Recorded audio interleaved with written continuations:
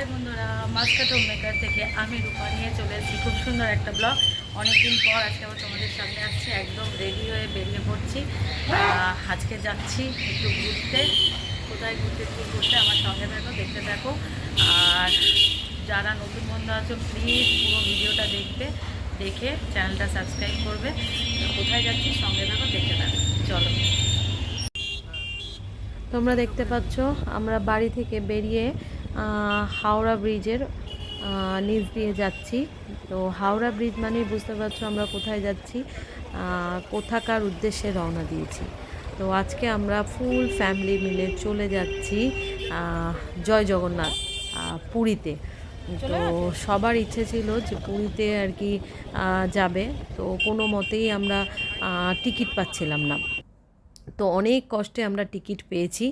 তো আমরা প্রায় 9 জন মিলে আমরা পুরীতে চলে গেছিলাম হই হই করতে করতে। তারপর দেখো এখানে চলে এসেছি, হাওড়া স্টেশনে বসেছিলাম, তারপর উঠে পড়েছি ট্রেনে। তো তারপর অ্যাকচুয়ালি আমরা বাইরে থাকি, তো কলকাতায় এলে এ বাড়ি ও বাড়ি সব নেমন্তন্ন খেতে খেতে আর কোথাও ঘোরা হয় না। তো তারপর আমরা ঠিক করলাম যে না, সবাই মিলে একটু ঘুরতে যাব। তো দেখলে এখানে ননদের 3 ছেলে, ননদরা, শাশুড়ি, মামি, হাজবেন্ড, আর সঙ্গে আমাদের গোপু সোনাও আমাদের সাথে চলে গেছে। তো এই যে আমাদের গোপাল সোনা, দেখো তাকে এইভাবে আমাদের সাথে পুরীতে নিয়ে যাওয়া হচ্ছে। আর পুরীতে তোমরা তারপর দেখতে পারলে এখানে আমাদের ট্রেনে উঠে গেছি, আমরা যাচ্ছিলাম শতাব্দীতে। তারপর আমাদের ডিনার দিয়ে দিয়েছে। আর হ্যাঁ, তোমাদের একটা কথা বলি, তোমরা কিন্তু কেউ ভেবো না, এখানে দেখো খাবারে দিয়েছে ডাল, পরোটা, চিকেন। এই অবস্থায় এবার গোপালকে নিয়েছি।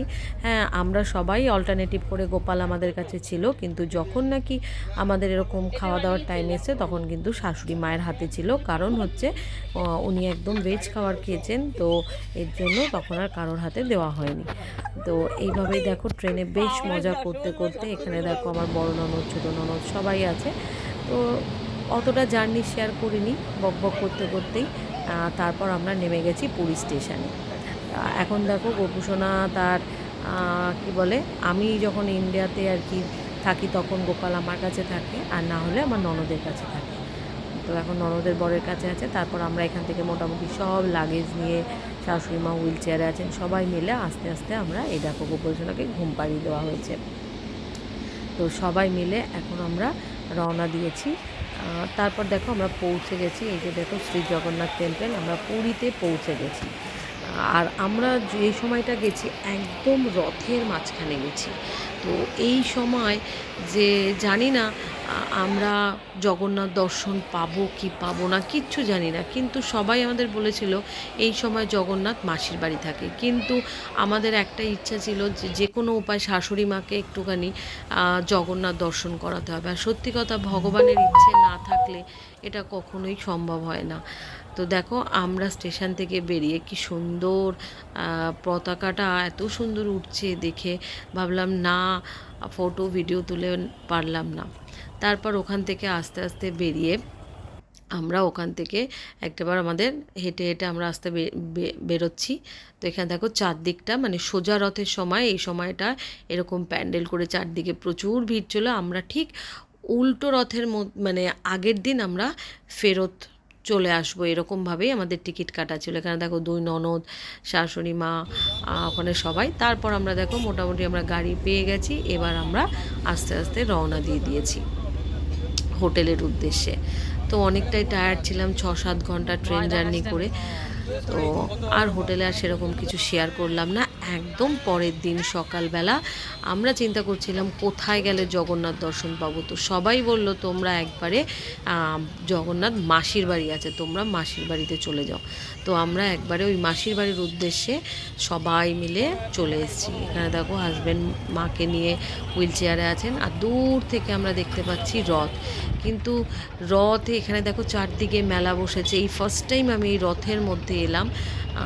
অনেকে বারণ করেছিল যেও না, রথের মধ্যে অনেক নোংরা থাকে, কিন্তু সত্যি কথা মানে কপালে যদি দর্শন থাকে কারোর আটকানোর উপায় নেই। মানে ভাবতেই পারিনি যে আমরা এভাবে জগন্নাথ দর্শন করতে পারবো আর মাকেও এভাবে দর্শন করাতে পারবো। মানে এটা ভাগ্যে না থাকলে কখনোই সম্ভব হতে পারতো না। তো দেখো এখানে রথটা তোমাদের দেখানোর চেষ্টা করছি। প্রচণ্ড গরম ছিল চারদিকে। এই যে দেখো আমরা মোটামুটি তখন দর্শন হয়ে গেছে আমাদের, কারণ ভেতরে তো একদমই ফোন অ্যালাউ না। দেখো এত গরম কিভাবে জল ছেটাচ্ছে সব মানুষের মধ্যে। আমরা সকাল 9টার মধ্যে জগন্নাথ দর্শন করে চলে এসেছি। ভাবতেই পারিনি যে আমরা এত ভালো দর্শন করতে পারবো। মানে ইচ্ছে থাকলেও অনেক সময় উপায় হয় না, কিন্তু ভগবান চেয়েছেন দেখেই হয়তো আমরা দর্শন করতে পেরেছি। তো তারপর দেখো মানুষ গরমে অস্থির কিভাবে জল খাচ্ছে, রাস্তায় ভিড়। মানে আমরা চলে আসার পরে যেন ভিড়টা অত্যাধিক হারে বেড়ে গেছে। দেখো এখন সবে লাইন দিচ্ছে। তারপর মোটামুটি আমরা এখান থেকে এত গরমে আর কি হবে, মোটামুটি সবারই একটু শরীর টরীর খারাপ লাগছিলো, কারণ আগের দিন অনেক রাতে এসেছি, পরের দিনকেই আবার চলে গেছি। আর একটা ভালো জিনিস দেখাই, দেখো এখানে ক্যাম্প করেছে saint John's ambulance district centre Puri. এখানে মানুষ মানে ফিল যদি করে অসুস্থ, সব রকম এখানে ব্যবস্থা করেছে। তো এই ব্যাপারেই এখানটা এইভাবেই আর কি, এইভাবেই দিনটা মোটামুটি গেল। আর ফার্স্ট দিনের কিছু ফটো তোমাদের সাথে শেয়ার করলাম। তো আজকের এই ব্লগটা কেমন লাগলো অতি অবশ্যই জানিও। আর মাসি বাড়িতে যে দর্শন করলাম, রথ দর্শন করলাম, তোমাদেরকে শেয়ার করলাম, অতি অবশ্যই জানিও আজকের ব্লগটা কেমন লাগলো বন্ধুরা। যদি ব্লগটা ভালো লাগে, ব্লগটা ছেড়ে যাওয়ার আগে like, comment, share and subscribe করতে একদম ভুলো না। আর তোমাদের সাথে কিছু ফ্যামিলি ফটো শেয়ার করলাম, অতি অবশ্যই জানিও কেমন লাগলো।